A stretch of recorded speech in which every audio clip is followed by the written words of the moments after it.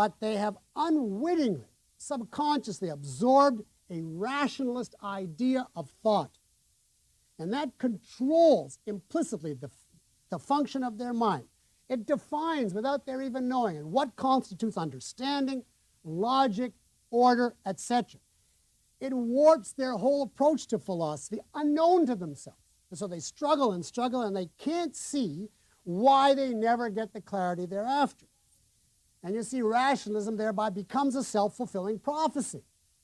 Not knowing that they hold it, their ideas remain disconnected. However, they struggle, and they end up feeling philosophy is useless. Now take philosophy versus the self, that argument. That really comes down to philosophy versus your inner feelings or desires. In other words, your conclusions of your mind versus your emotions. So if a person feels that philosophy squelches the self, that means the choice as he sees it is philosophy versus the self, your thought versus your feelings, reason versus emotions.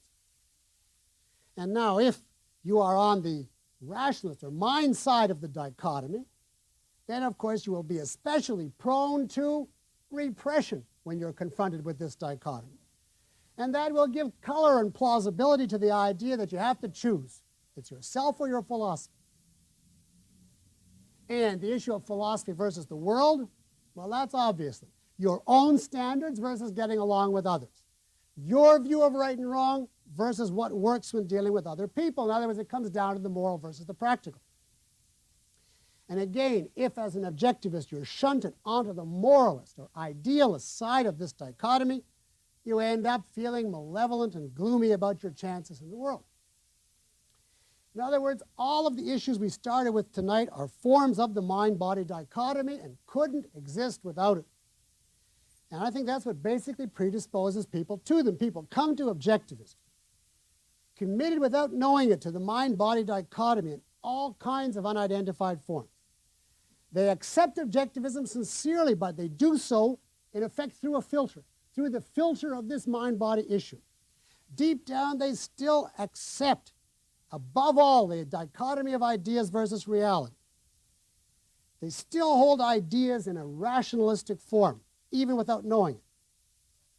And the result is they end up as malevolent repressors. Or they can't take that state and they then rebel and say to hell with philosophy.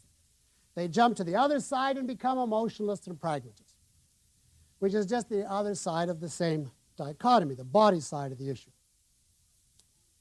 So to summarize, there are two things I would say that enter into creating a disillusioned philosophy.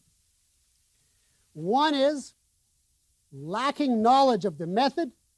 His ideas are unchewed, therefore dissociated from reality. And the second is, instead of grasping that this is wrong and correcting the deficiency, the mind-body dichotomy takes over and makes him feel such is life. This is the way philosophy has to be.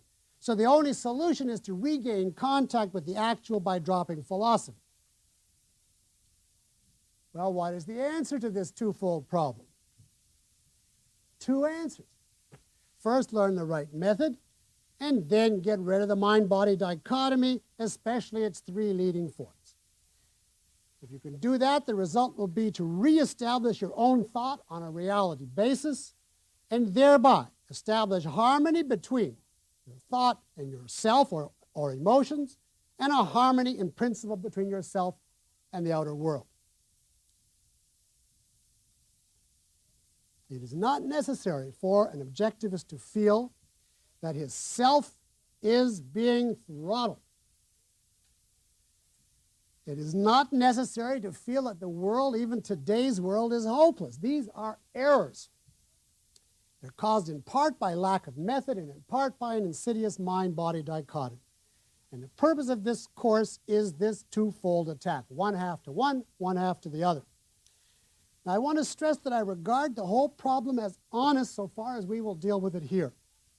It is not evil or immoral as such. Rationalism is not an issue of moral default. I insist on that because I wrestled with that problem for many years in a tremendously acute form. Many very virtuous people do it, often out of conscientiousness. We're left in the dark with no idea of how to deal with ideas. And we end up automatizing wrong ways of dealing with ideas. We end up in a position of despair, in effect. We can't live with philosophy or without it. And that's exactly what we want to deal with head on in this course, starting next week. Thank you.